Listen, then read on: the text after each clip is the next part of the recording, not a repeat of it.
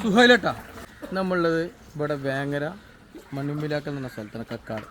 20 kg കുട്ടൻ പച്ച മസാലയിൽ നമ്മൾ ബിരിയാണി എങ്ങനെ ദമ്മടിക്കുന്നത് നമ്മൾ പ്രഷർ കാണിച്ചെടുക്കുക 20 കിലോ കുട്ടൻ ബിരിയാണി ഇതാവാ 6 കിലോ ഉള്ളി 4 കിലോ തക്കാളി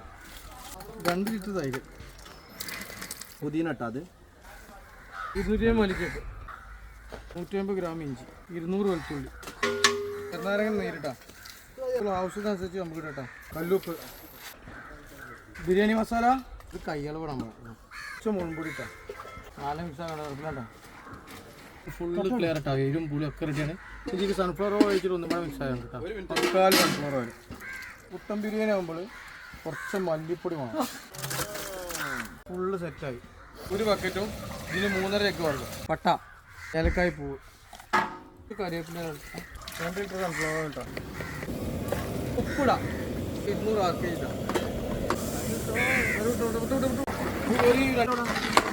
മുന്തിരി മേലത്തെ ചോറ് അടി കേട്ടാ